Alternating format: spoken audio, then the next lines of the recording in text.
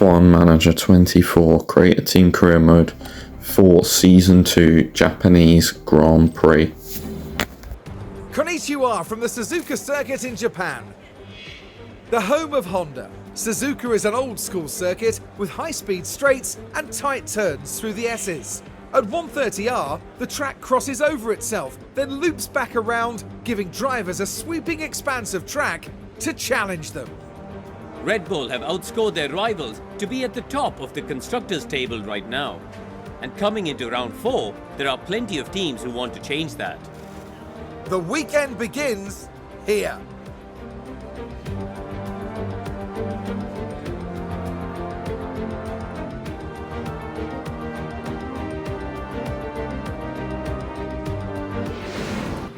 Practice 1, Carlos, Max, P1, P2. We were P19 and P20, so not great, but it's just practice.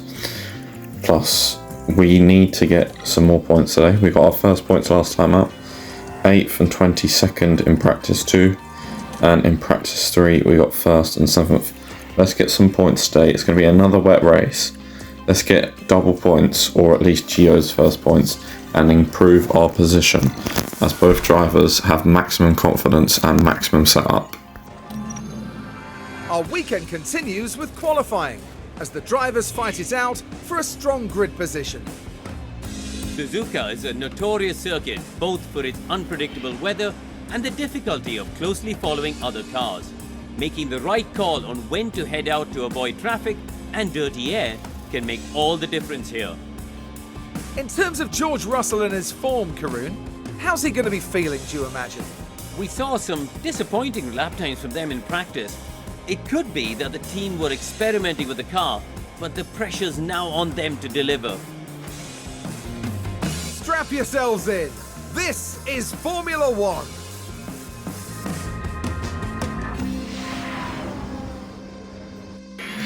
Into Q1 at Japan. I'm not expecting the car performance to be too different from Australia, mainly because we have not had any upgrades since the start of the season. We put our first upgrades on before Bahrain. Our first upgrades should be, well, next race is China, so Miami should be our first upgrades from the season. Obviously we had upgrades underfloor and chassis for the start, but during the season there will be our first upgrades. Front wing and rear wing upgrades there will be, but anyway, we can't focus on the future. We're here to focus on the present and, well, the past. We need to keep improving our points score and get closer to Aston Martin and constructors and VCARB, as Iwasa goes 6th, strong time from him, but there are quite a few people that haven't set a time as strong as they probably could have. Anyway, Gio stays P22. Okay, that's a bit random. We've kept Iwasa in the garage because I'm confident on his lap, even though he's got 1, 2, 3, 4 people that could go quicker than him, and obviously some others. I reckon he'll be safe. Anyway, coming through towards the end of the second sector nearly. It's a green in the first sector for Gio, which is good because he needs to find, like, God knows how many seconds to get out. Green, I assume, in the second sector. Somewhere here, yep, green. And then hopefully we do not get blocked. No, down towards the line. What's it going to be? Goes P14 for the time being. It's not ideal. Norris can't improve. Norris is out in Q1. Don't know why the footage is so laggy. It wasn't that laggy recording it. Hamilton goes above. Russell goes above.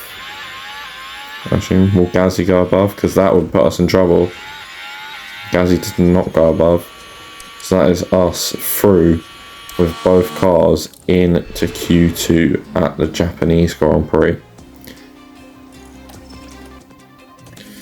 And we had some issues where I couldn't send them out in the second run for some reason.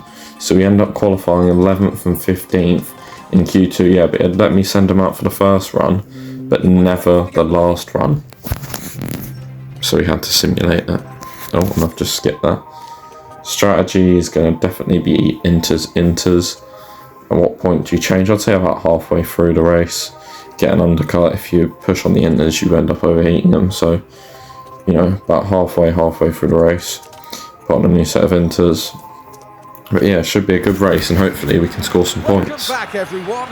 The final preparations are now being made as we head into the race.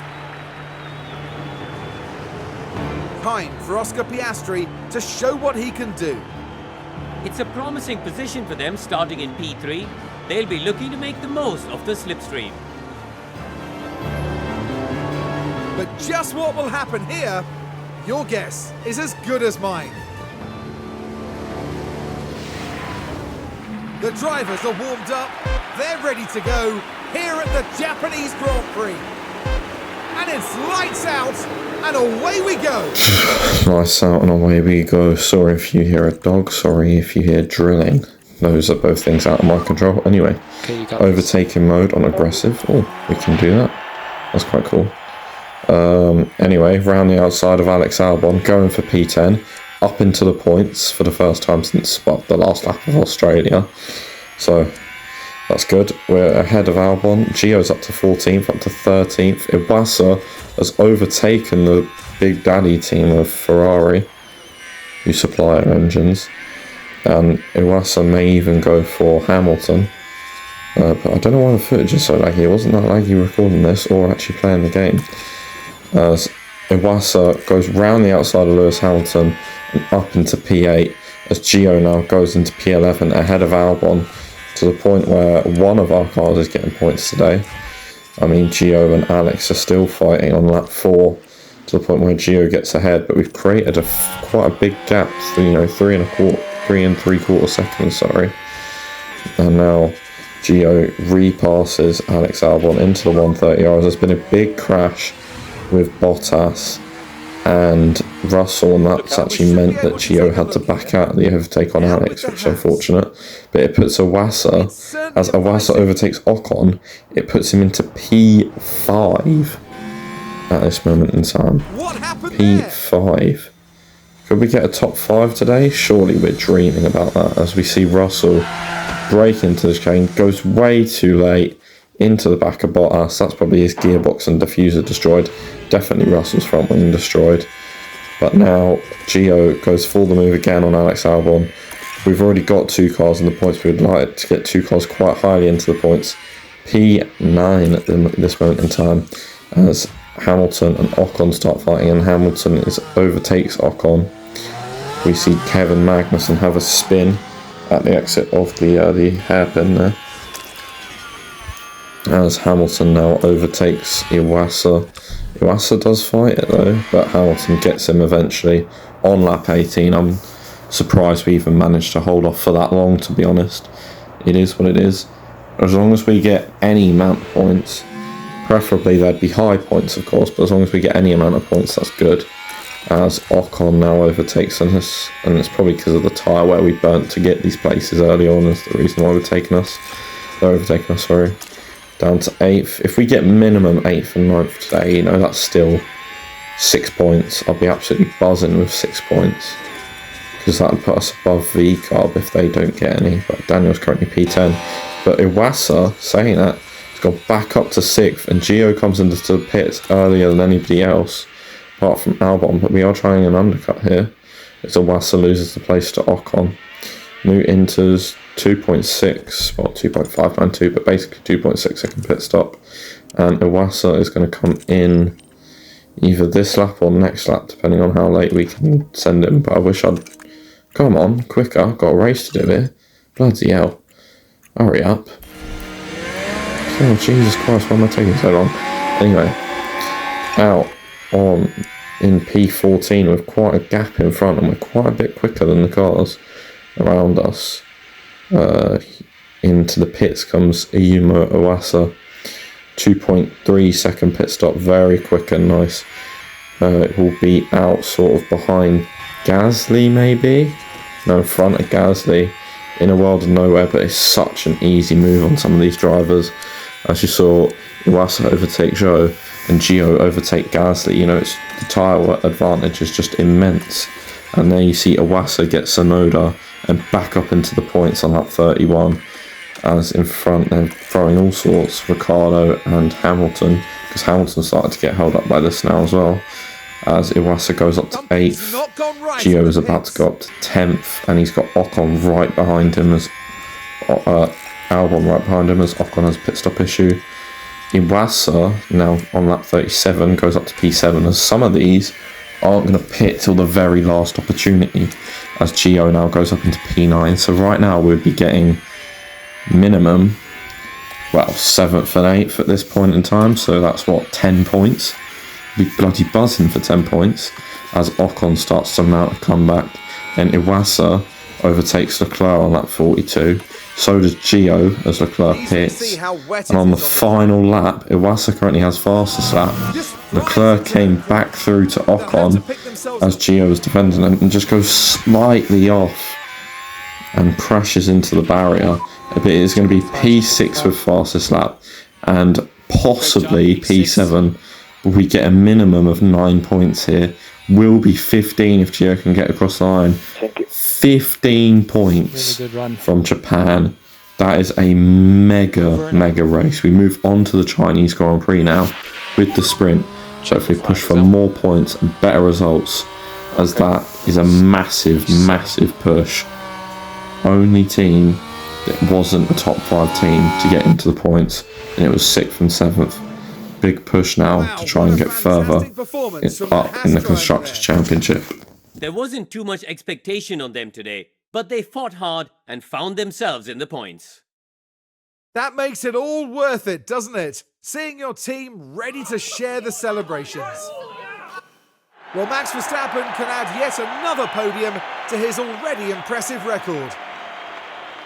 A third win of the season has to leave them and the team feeling confident. And a lovely show of sportsmanship to conclude proceedings here in Japan.